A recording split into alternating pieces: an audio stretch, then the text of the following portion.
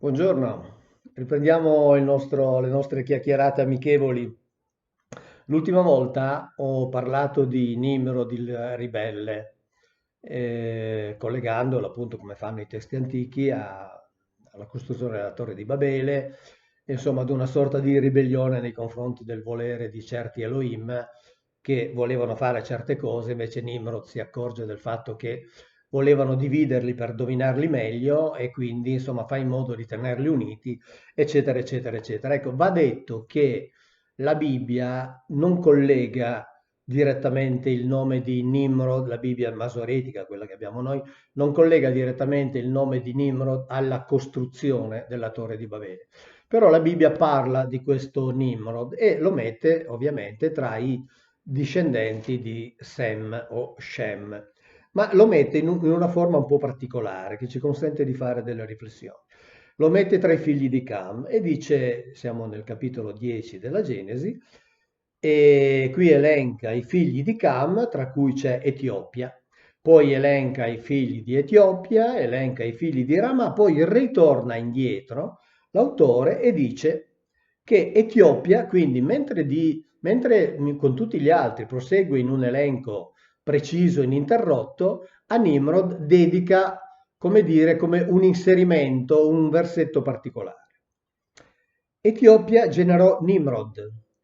Costui cominciò ad essere potente sulla terra. Egli era valente nella caccia davanti a Yahweh, perciò si dice come Nimrod, valente cacciatore davanti a Yahweh, che qui viene tradotto come Signore, ma noi teniamo il termine ebraico. Era potente sulla terra. Ora, potente è un termine che curioso, interessante, perché vi faccio vedere, siccome mi scrivono molte persone che appunto si sono appassionate, stanno studiando l'ebraico, eccetera, viene indicato con Gibor, Gibor che vuol dire proprio forte, appunto potente. Ma la cosa curiosa è che questa definizione di Nimrod è utilizzata parimenti per altri tipi di individui qui nella Genesi e viene identificata nella fattispecie per, adesso lo andiamo a leggere, ma il termine mi interessa farvelo vedere, è Giborim al plurale, quindi il plurale di Gibor, e viene utilizzato questo termine per identificare questi individui di cui la Bibbia parla nel libro 6 della Genesi. E dice, quando gli uomini cominciarono a moltiplicarsi sulla terra e nacquero loro delle figlie, i figli degli Elohim, così dice esattamente la Bibbia, che viene tradotto con figli di Dio, ma Elohim è meglio non tradurlo, lasciamolo al plurale così com'è. I figli degli Elohim videro che le figlie degli uomini erano belle e ne presero per mogli a loro scelta. E si dice che quindi queste partorivano loro dei figli, quindi attenzione, i figli degli Elohim. Elohim sarebbe per tutta la teologia Dio, quindi vuol dire che Dio aveva dei figli maschi che si sono uniti sessualmente con le femmine adamite e queste partorivano loro dei figli. E qui viene fuori la definizione interessante. Sono questi gli eroi dell'antichità. E qui c'è Gibborim in ebraico, il plurale di Gibbor con cui viene etichettato Nimrod. Uomini famosi. In ebraico c'è Anshe Hashem, che vuol dire uomini di lo Shem. Ora, sullo Shem, sui suoi possibili significati, sulle sue possibili valenze, mi sono dilungato nel video precedente, quindi non ci torno sopra. La cosa interessante è che si dice che questi figli mezzosangue, cioè figli di Elohim e di donne adamite, erano gli eroi dell'antichità. E qui torniamo o meglio, ricordiamo quanto ci raccontano i cosiddetti miti, un po' di tutti i popoli della terra, ma per non andare troppo lontano, pensiamo ai miti greci, dove si parla appunto degli eroi dell'antichità che erano dei mezzosangue, cioè dei figli degli dei e di una mortale, o anche viceversa alle volte. Comunque erano dei mezzosangue. Penso a Eracle, no? Uno dei più famosi in assoluto, E per quanto Eracle si dica che è semplicemente un mito, ovviamente, no? Perché sappiamo che si parte sempre dal presupposto che tutto ciò che ci hanno raccontato gli antichi è una favola, quando invece capiremo, accetteremo che è vero, capiremo la vera storia dell'umanità. Allora, per esempio Eracle, no? Che era appunto anche lui gigantesco, accreditato più o meno di un'altezza di 2,30 m, 2,40 m, ma una cosa curiosa è che se lui era un mito, semplicemente, cioè una favola, bisogna sapere che lo stadio di Olimpia, dove sono nate le Olimpiadi, aveva un cippo che indicava la partenza e un cippo che indicava l'arrivo, e tra i due cippi c'era una distanza di 192 metri e 27 centimetri, ed era dichiarata essere esattamente 600 volte la lunghezza del piede di Eracle. Se non sbaglio, lo ricorda anche Felice Vinci nel suo libro Omero nel Baltico. Quindi Ercole era un mito, cioè era una pura invenzione, però la lunghezza del suo piede moltiplicata per 600 volte ha determinato esattamente la lunghezza, cioè la distanza tra la partenza e l'arrivo nello stadio di Olimpia. E sappiamo quanto fosse importante lo stadio di Olimpia, quindi Ercole doveva avere un piede più o meno intorno ai 32-33 centimetri, quindi era uno di questi, diciamo, di questi giganti. Ecco, di questi giganti ci parla la Bibbia, ce ne parla spesso. Vi leggo soltanto alcuni dei passi, perché per esempio ce ne parla in due passi in cui si dice che avevano 6 dita per ogni arto, 24 dita in tutto, dice l'autore biblico, proprio per dire, guardate che non mi sono sbagliato. Aveva 6 dita questi giganti avevano 6 dita per ogni mano, 6 dita per ogni piede, e quindi in tutto erano 24 dita. Ma nel libro, andiamo a prendere il libro dei numeri e vediamo dove compaiono questi giganti. Nel libro dei numeri, al capitolo 13, si parla di quando Mosè deve mandare una spedizione di esploratori in terra di Canaan, che stavano per iniziare a conquistare, come si usa dire, manu militari, cioè quindi con la forza delle armi, però voleva capire con chi aveva a che fare, e quindi manda degli esploratori. E quindi già qui mi chiedo due cose. La prima, ma Dio, che è onnisciente e onnipotente, non poteva spiegare a Mosè con chi avrebbero avuto a che fare? No, Mosè deve mandare degli esploratori perché Dio non gliel'ha detto. Non lo sapeva. E la seconda cosa è che quella terra era stata promessa da Dio, dall'Onnipotente. Pensate che ad Abramo, quando lo leggerete, lo troverete nella Genesi, Dio ha promesso tutta la terra che va dal Nilo all'Eufrate. Poi evidentemente si è accorto che si era allargato un po' troppo, allora ha ridotto la promessa e con Mosè ha detto: vi do la terra di Canaan. Ed è una promessa che poi ha ripetuto nel tempo e che non ha ancora mantenuto neanche adesso, no? Perché sappiamo che chi ci sta, se la vuole mantenere, la deve difendere con le mura, le recinzioni, le armi, eccetera. Quindi le promesse di questo Dio, quantomeno, sono molto simili, se non addirittura uguali, alle promesse dei politici, perché questo era, nient'altro di più. E quindi Mosè ha il bisogno di mandare degli esploratori per capire che tipo di nemico avrebbe dovuto combattere. Manda un gruppo di 12 persone che vanno a esplorare quella terra, e quando questi tornano, siamo nel capitolo 13 del libro dei numeri, dicono: vi abbiamo visto i giganti, discendenti di Anak, della razza dei giganti, di fronte ai quali ci sembrava di essere come locuste, e così dovevamo sembrare a loro. Ora, discendenti di Anak, cioè gli Anakim o Anakiti, fa venire molto, almeno per assonanza, in mente gli Anunnaki di tradizione sumero-accanica. Ma qui dice che a noi, a loro, quindi, sembrava di essere come locuste. Ora, siccome loro erano 13, ovviamente l'essere come locuste non si riferiva al numero, alla quantità, ma si riferiva alle dimensioni. Quindi questi esseri incutevano veramente paura, ma poi lo vedremo, anzi facciamo che vederlo subito.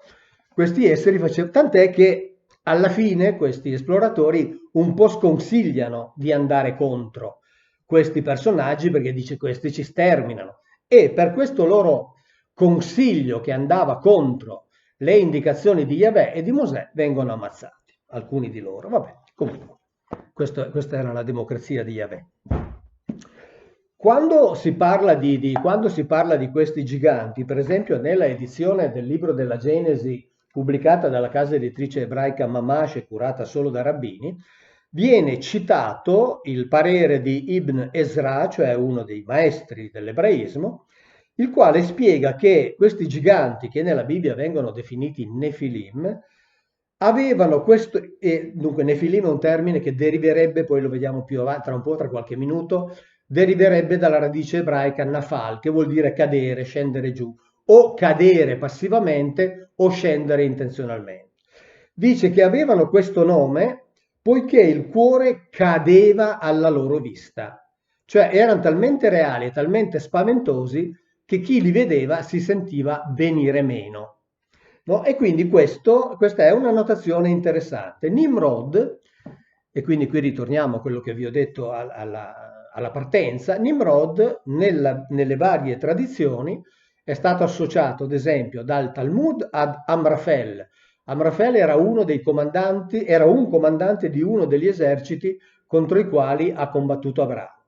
E poi Nimrod è stato anche associato ad Orione. Orione, sapete, quello della costellazione. Orione era un gigante, un cacciatore, esattamente come Nimrod, figlio di Poseidone e di una umana. Quindi anche lui era un mezzosangue, no? Un po' come abbiamo visto che la nascita di Nimrod viene collocata un po' a parte rispetto alla lista, no? Normale, semplicemente al verbale dei discendenti. E viene identificato come personaggio a parte, così come personaggio a parte, l'abbiamo già visto, viene identificato Noè, eccetera. E quindi il discorso dei giganti è un discorso che si fa molto interessante, perché nella Bibbia ritornano più volte, nella Bibbia ritornano fino a che a un certo punto la Bibbia cita addirittura il nome degli ultimi tre che vengono sconfitti prima da Caleb e poi direi definitivamente annientati in queste battaglie, anche perché questi giganti risultano sempre nelle file avversarie rispetto a quelle di Israele, quindi combattevano contro le forze militari di Yahweh. Ma di questi giganti non ci parla soltanto la Bibbia, ci parlano anche gli apocrifi dell'Antico Testamento. Consentitemi di aprire una parentesi, perché parlando delle promesse di Yahweh mi viene in mente una cosa del libro di Giosuè, sì, capitolo 13. Allora, proprio una parentesi, poi la chiudiamo e torniamo al filo del discorso. Si parla della promessa di Dio, no? Cioè Dio che promette ai suoi questa terra. E quindi uno si aspetta che se è Dio a prometterla, ok, grazie a Dio, vado lì, mi installo, ci vivo e sono a posto. No. Dio dice io te la prometto, ma tu te la conquisti, cioè vai lì e ammazzi tutti quelli che ci sono, naturalmente, siccome mentre li ammazzi loro ammazzeranno te, insomma, combatterai decenni di guerre per realizzare la mia promessa. Ma la cosa curiosa è che proprio per esempio nel capitolo 13 del libro di Giosuè, Giosuè sapete era il successore di Mosè, quindi quello che ha preso il comando dopo la scomparsa di Mosè. Dico la scomparsa, non la morte, perché poi magari a questo dedicheremo un video perché è troppo curiosa quella vicenda. Allora Yahweh, cioè Dio, si rivolge a Giosuè e gli dice: tu sei vecchio e avanti negli anni, mentre rimane molto territorio da occupare. E poi fa tutto l'elenco di territori che sono ancora da occupare. Ora pensiamo un po', Dio, l'Onnipotente, quello che può tutto, dice a Giosuè: io ti ho promesso quella terra, però caro Giosuè, tu ti stai facendo vecchio e non l'hai ancora conquistata. Guarda che ti devi dar da fare, perché devi conquistare ancora questo, ed è un elenco lunghissimo. Ma scusate, io mi aspetterei l'esatto opposto. Giosuè che si rivolge a Yahweh e gli dice: scusa Dio, tu questa roba qui ce l'hai promessa dai tempi di Abramo. Hai rinnovato la promessa ai tempi di Mosè. Io sto diventando vecchio e non hai ancora mantenuto la promessa. Quando è che ti decidi a darci quella terra? È o non è così secondo logica? È evidente che è così secondo logica. E invece qui siamo all'opposto. Siamo al Dio onnipotente che dice al destinatario della promessa: datti da fare per andare ad ammazzare gente per realizzare la mia promessa. Vabbè, lascio a voi fare le riflessioni, quindi torniamo al nucleo principale. Dei giganti parlano anche i testi apocrifi. E per apocrifi intendiamo quei testi che quelli che sono educati all'interno della tradizione cristiana romana sono testi da considerare non veritieri.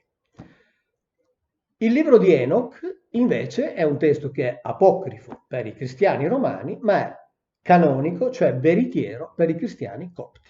Quindi se noi invece di nascere qui, noi, tutti noi, fossimo nati dove c'è il cristianesimo copto, ci saremmo sentiti dire e crederemmo assolutamente che il libro etiopico di Enoch è un libro vero, da credere vero. Quindi anche i libri da credere veri o falsi dipendono dal posto in cui nasciamo. Questo è un fatto proprio, è un dato di fatto, non è elucubrazione, è un dato di fatto.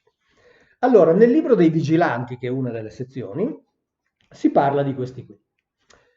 E si dice: ed accadde che, da che aumentarono i figli degli uomini, come abbiamo letto nel capitolo 6 della Genesi, in quei tempi nacquero ad essi ragazze belle di aspetto.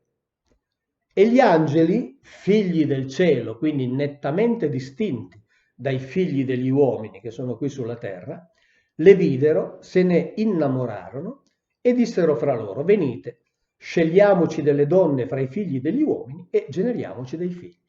Quindi quando si fa la battuta, ah sì, è come parlare del sesso degli angeli, non è una battuta.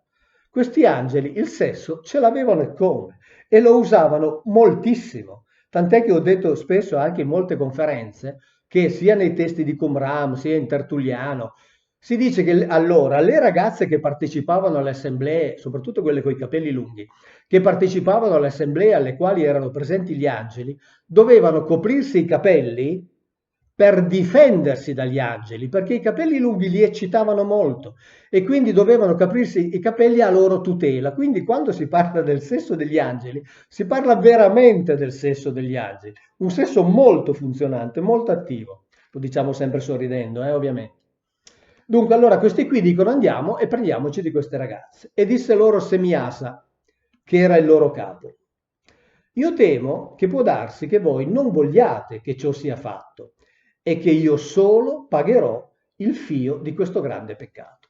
Cioè il capo di questi ribelli, siccome sapeva che per i grandi capi quella era un'azione che assolutamente non si sarebbe mai dovuta verificare, cioè la commistione tra le razze, dice io so già come va a finire, che adesso la facciamo tutti perché facciamo la cosa piacevole, cioè ci prendiamo delle ragazze.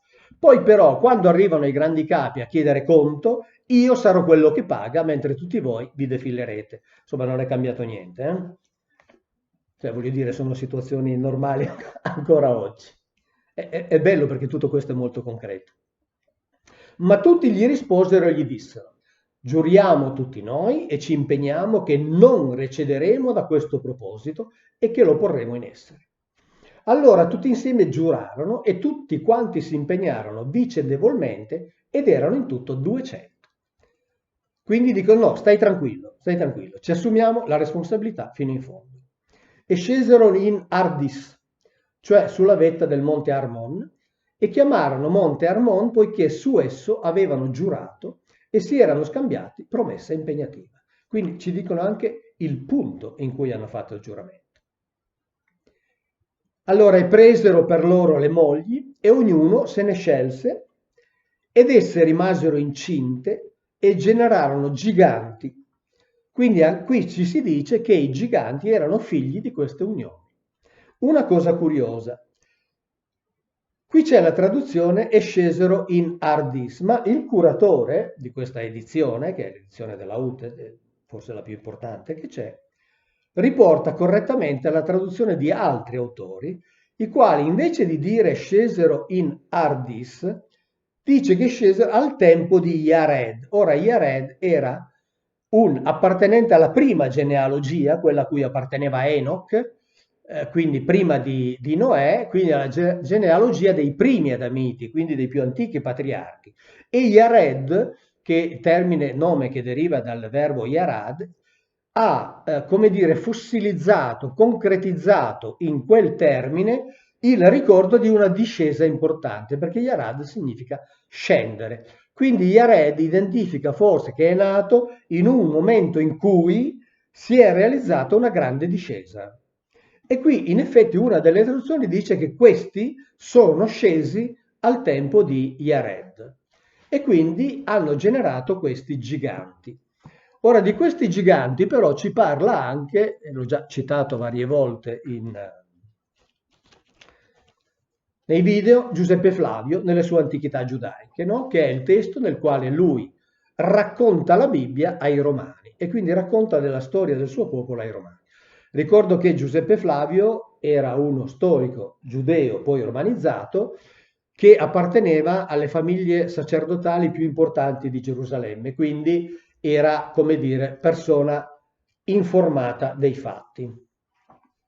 E sui giganti ci racconta una serie di cose che sono interessanti e curiose e ci dice appunto che questi giganti esistevano e facevano, come dire, combattevano contro le fila di Israele. Vi leggo questa parte qui, poi magari ve ne leggo un'altra se non è troppo lunga, ma questa parte qui è interessante. Qui parla degli israeliti, mossero poi il campo verso Hebron, conquistarono la città e squartarono gli abitanti, i seguaci di Yahweh. Qui era rimasta una stirpe di giganti che a motivo della grande corporatura e per le loro sembianze del tutto diverse dagli altri uomini, costituivano uno strano spettacolo e qualcosa di orribile. Abbiamo letto prima, nella edizione ebraica della Genesi, che il maestro Ibn Ezra dice che alla loro vista il cuore cadeva. Ecco, e qui ci dice che costituivano uno spettacolo orribile. Ma attenzione, la cosa interessante, ancora oggi se ne mostrano le ossa che non assomigliano a nulla di quanto si conosce.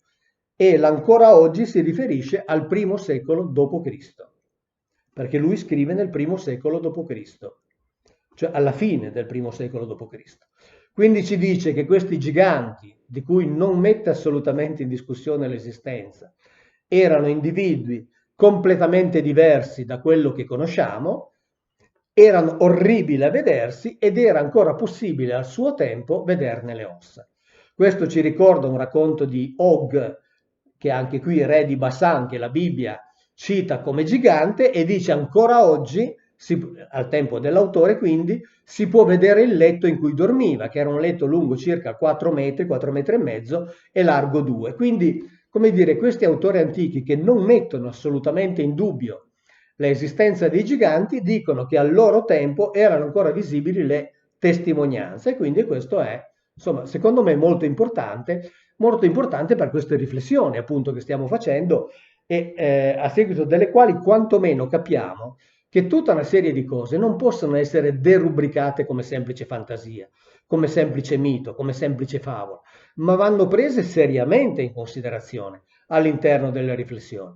Poi capisco che chi, come dire, ha difficoltà a spiegarle all'interno di una linea, diciamo, di storia e di evoluzione che è stata definita, che non deve essere toccata, beh, chi la sostiene in un modo quasi dogmatico, è chiaro che ha difficoltà a spiegare certe cose. Per spiegare certe cose bisogna mettere in campo delle ipotesi molto più aperte.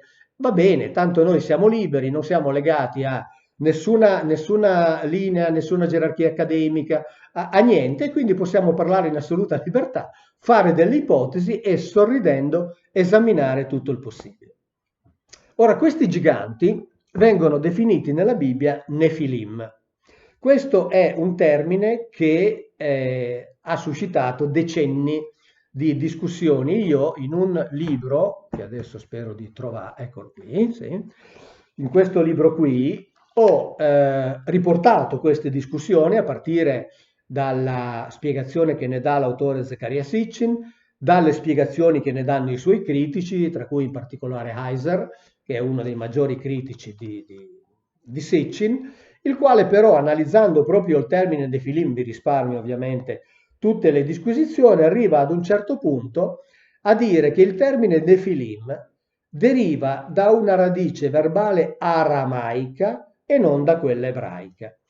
perché la radice ebraica è nefele, che significa appunto cadere o cadere, cioè venire giù, o scendere intenzionalmente. Quindi comunque dall'alto verso il basso, o forse anche cadere e decadere moralmente. Un altro studioso, Handel, che è sempre riportato qui, dell'Università di Berkeley, cita il capitolo 32 di Ezechiele e dice che tra i vari significati appunto da attribuire a questa radice c'è proprio anche quello di scendere in modo intenzionale. Quindi siamo di fronte a delle possibilità di analisi che ci lasciano veramente aperta ogni possibile ipotesi. Nimrod, dicevo prima, è stato sovrapposto alla figura di Orione, cioè il cacciatore della Beozia, anche lui figlio di, come ho già detto, Poseidone e una appartenente alla specie umana. Quindi un gigante anche lui.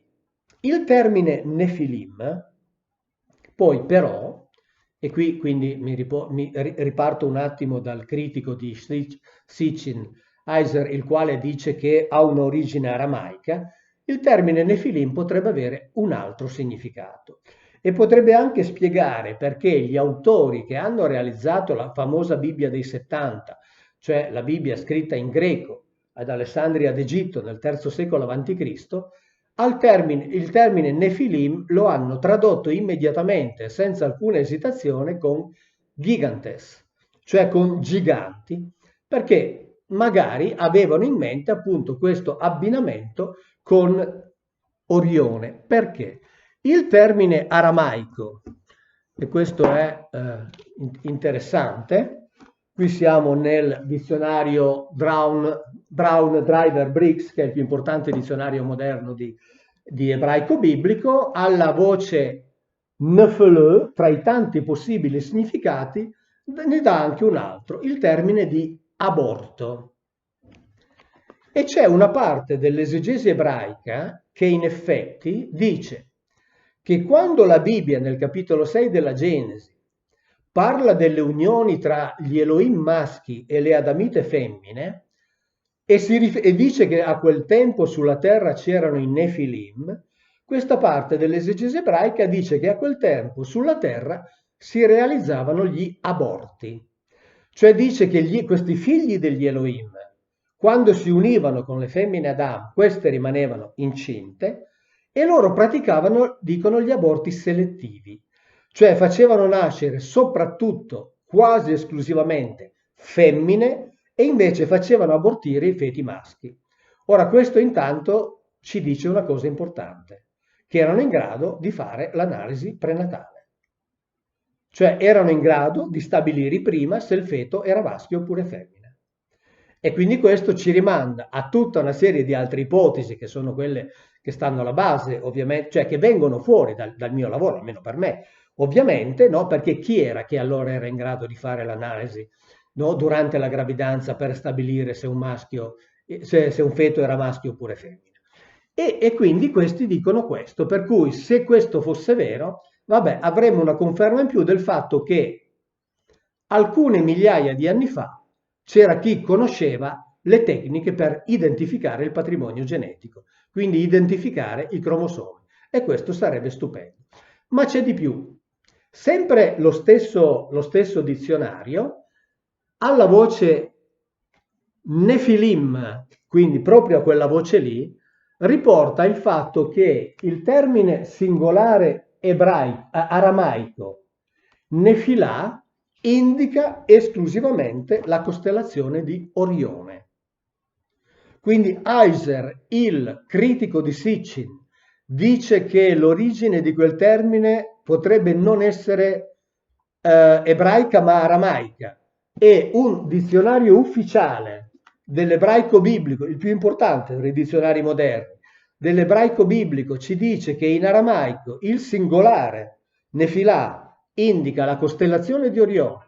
Orione era un cacciatore gigante, Nimrod che viene affiancato ad Orione. Insomma, abbiamo tutta una serie di elementi sui quali riflettere per un sacco di tempo, perché se Orione è il significato al singolare, al plurale, e ci si dice che questi Nefilim sono scesi o caduti, ma non ha importanza, sono venuti giù. E abbiamo un riferimento ad Orione e abbiamo il critico di Sitchin che dice che la radice è aramaica. Se mettiamo assieme tutti questi elementi, abbiamo di che riflettere apertamente, ma sempre serenamente, senza mai avere la pretesa di aver raggiunto la verità, perché la verità è ancora lontana. Siamo nel campo dell'ipotesi e quando si è nel campo dell'ipotesi, ovviamente tutte le ipotesi che abbiano un minimo di senso, ma qui abbiamo letto un sacco di testi antichi, un sacco, diversi, staccati gli uni dagli altri, che ci raccontano ancora una volta le stesse cose, come dico sempre, no? E quindi non possiamo fare finta che tutti si siano inventati le stesse favole. Forse è molto più probabile, o forse più secondo buon senso, pensare che tutti si siano rifatti ad una sostanza originale di una storia vera. O no? Ciao, grazie.